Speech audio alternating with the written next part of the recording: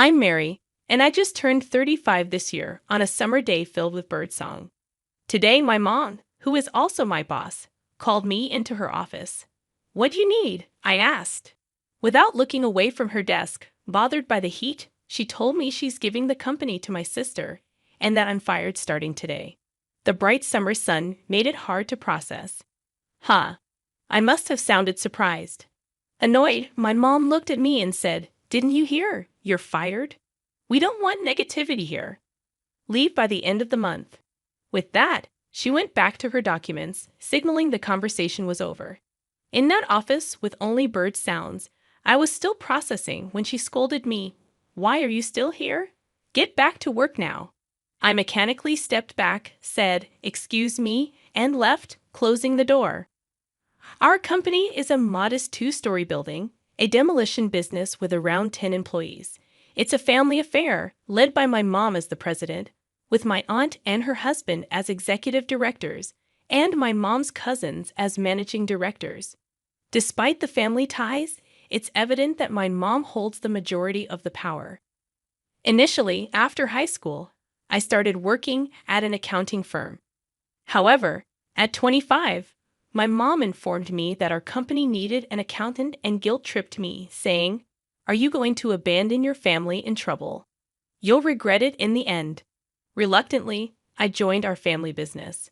But my role wasn't limited to accounting. Whenever there was a shortage of hands, my mom piled paperwork and various tasks on me. I even found myself doing sales. In essence, I became the company's go-to person for everything. To avoid being a burden, I dedicated long hours from morning till night and somehow managed to handle the diverse responsibilities thrown my way over the past decade. On the flip side, my sister Lucy, who was set to take over the company, is 3 years younger at 32. She had only joined the company 2 years prior, having hopped from job to job, claiming they weren't a good fit for her. Around 30, Lucy stopped job hunting and spent her days lounging at home.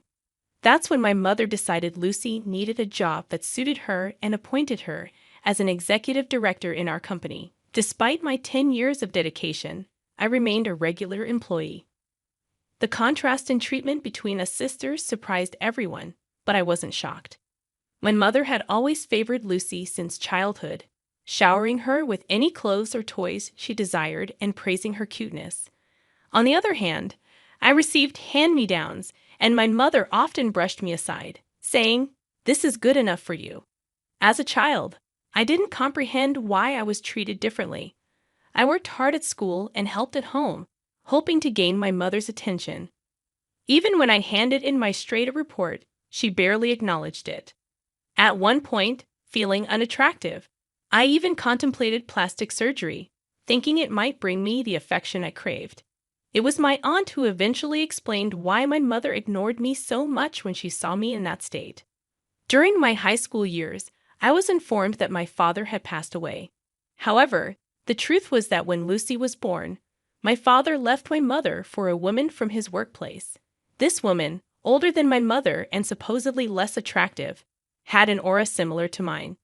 My aunt, who is my mother's younger sister, casually remarked, "Your mom is a proud woman." I think she couldn't stand losing her husband to someone older and supposedly less attractive than herself. There was a distinct air of satisfaction in her tone, as if she found joy in my mother's troubles. By the way, my aunt's appearance was rather ordinary, leaning more towards my side of the family. She could be a handful, but she excelled at her job, often using her charm to get ahead. She continued, "My mother took charge of the family business at 32 when my father left her. Leveraging her striking beauty, she attracted and retained numerous clients, significantly boosting the business. Part of the success was due to the era, with many buildings needing demolition after reaching their lifespan. Consequently, neither my aunt's family nor my cousins could really oppose my mother. Lately, the expenses for industrial waste disposal and transportation have risen, making it challenging to maintain a balance between demolition costs and actual expenses. Our company, along with the entire industry, was facing tough times, struggling even to cover monthly employee salaries. In the midst of these difficulties, My younger sister joined as an executive director. I wondered how we would manage her salary, but my mother straightforwardly said, "We'll reduce your salary to pay hers. We're family, it's only natural, right? Even with a salary cut, it won't be enough for an executive director's pay." I argued reasonably, but as usual, Mom insisted. "It's your responsibility to figure it out. Just make it work." I tentatively suggested, "Shouldn't Lucy start as a regular employee?" My mother gave me a stern look and rebuked. "Who do you think you're talking to? This isn't something for someone like you to interfere with." We were all living under the same roof at the time. Lucy didn't contribute financially to the household, whereas I contributed $1,500 every month. Even when Lucy joined the company, she didn't contribute anything to the house. Since I was young, I had been helping with household chores for my busy mother, while Lucy acted as if doing nothing was the norm. "Hey sis, is dinner ready yet?" Lucy would ask about dinner when I was working overtime. When I suggested she make something for herself, Lucy said, "What? I don't know what to make. The kitchen is your territory, right? I don't want to get scolded for using it without permission."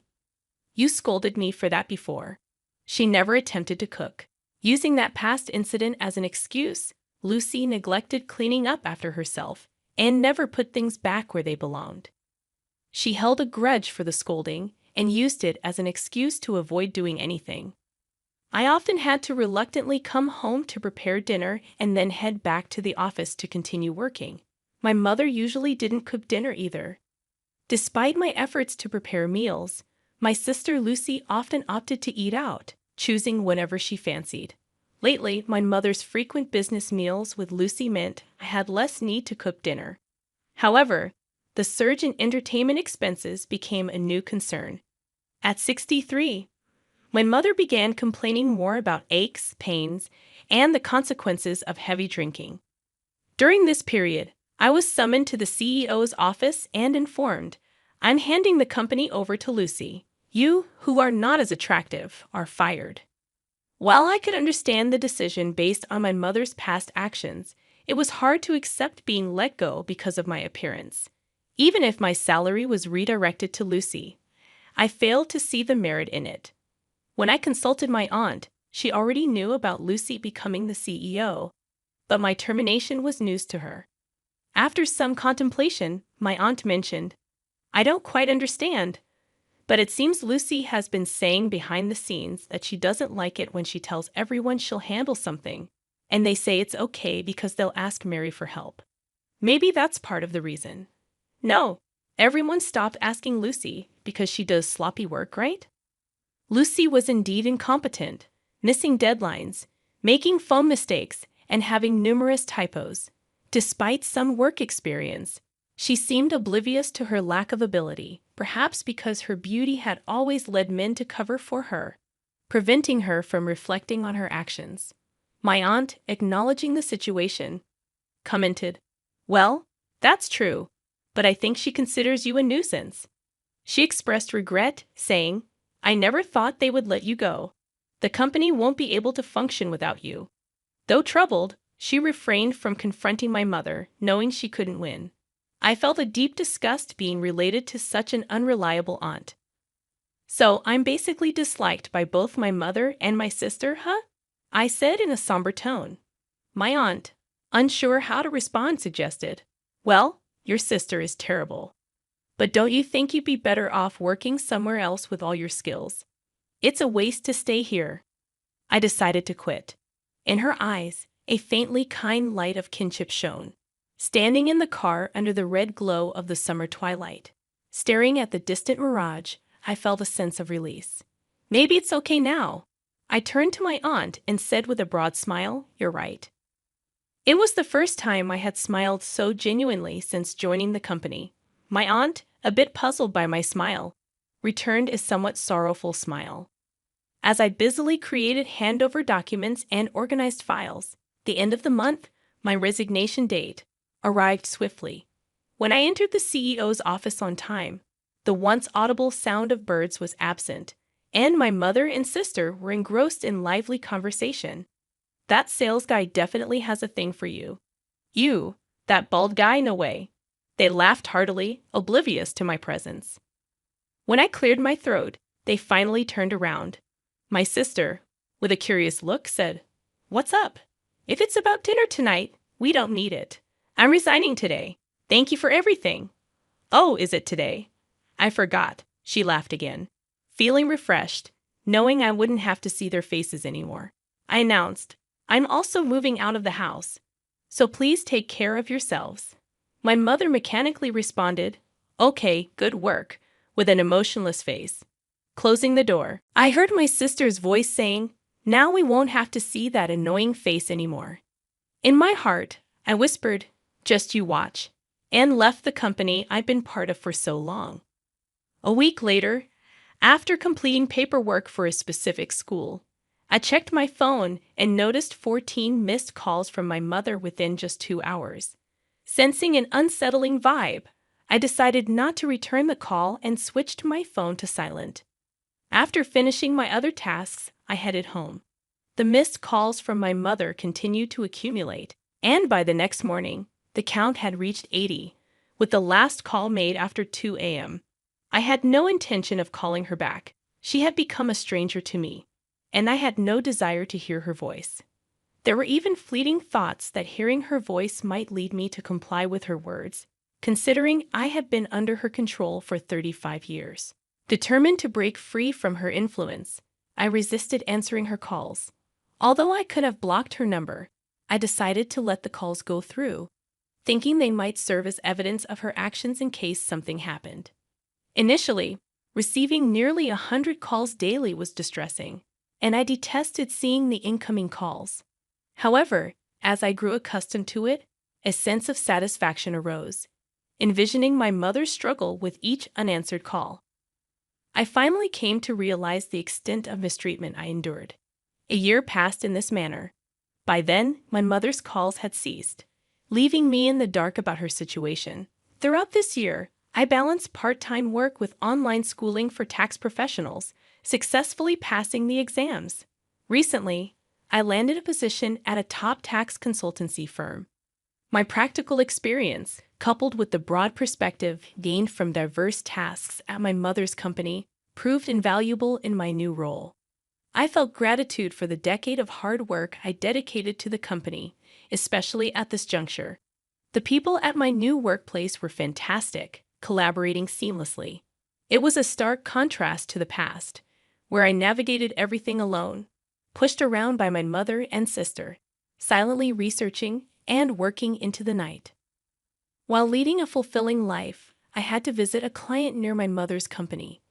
Passing by, I noticed the conspicuously dirty windows and entrance, along with the withered indoor plants that I once cared for.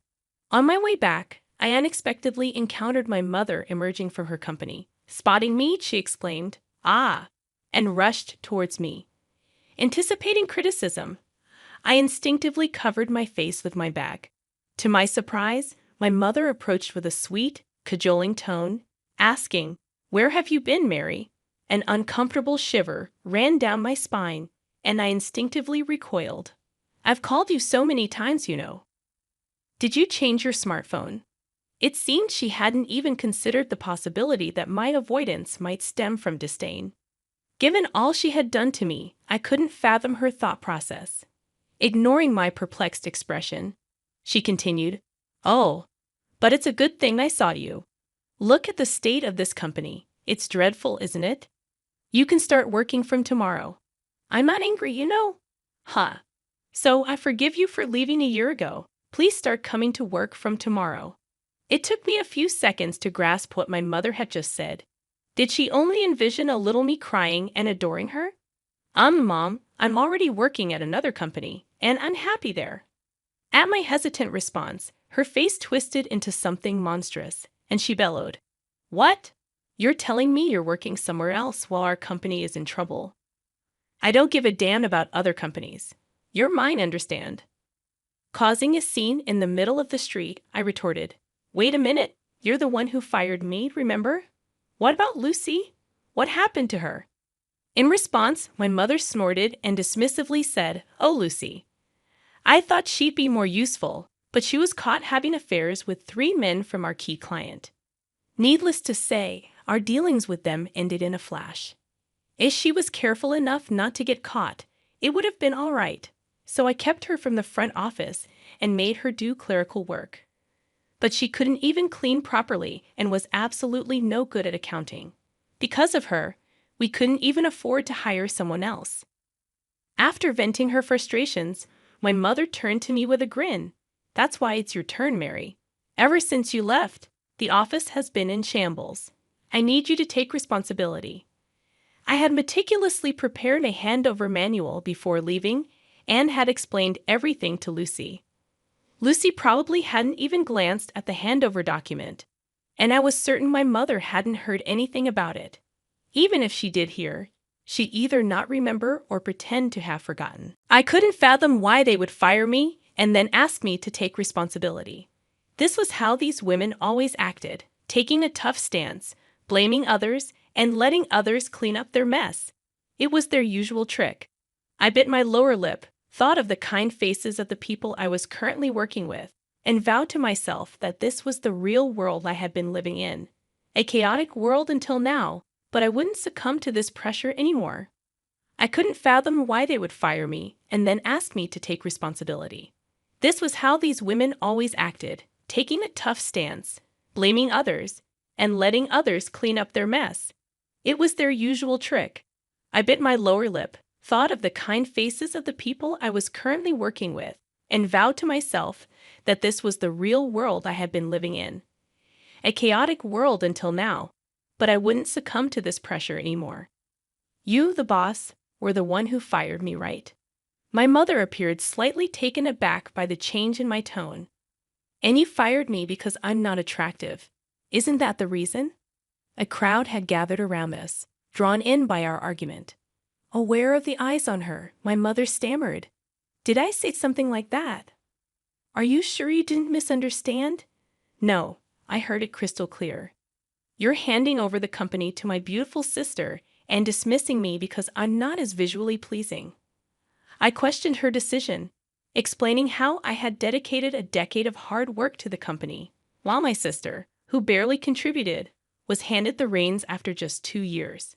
The crowd began to murmur, expressing disbelief and sympathy. "Can that really happen? That's terrible. Are they even related by blood?" Some started recording the scene, but I was too angry to care. As my mother sweated and paled under the collective disapproval, panic set in. "Mary, you're misunderstanding. Let's go inside for now." Misunderstanding? What exactly am I misunderstanding? If you didn't say such things, you should be able to deny it clearly. When my mother fell silent, onlookers started saying, "She's silent, so it must be true." Unbelievable. Something snapped in my mother, and she started shouting, "Shut up. It's all your fault for being unattractive and gloomy. Ugly people should know their place and obediently do what beautiful people say. That's all you're good for." The surrounding people were shocked by her outrageous behavior, quickly uploading videos. "The unattractive woman obeys the beautiful woman." The video went viral, reaching my mother's clients, leading to a halt in all transactions. Over the year after my departure, they engaged in fraudulent activities, resulting in bankruptcy when the video surfaced. My mother and sister, now without income, sought refuge at my apartment. However, I refused to open the door. Eventually, they settled in a 45-year-old apartment, living in fear of creditors. My sister's attempts to coast through part-time jobs with flirtation were met with disapproval, leading her to frequently change jobs. As for my mother, the internet video had spread, causing her to be shunned by part-time colleagues. She silently worked alone. In contrast, I found a boyfriend at my new workplace. He may not be conventionally handsome, but he appreciates my dedication and sincerity. We are planning to get married soon, and I am grateful for the diligence that has shaped my days.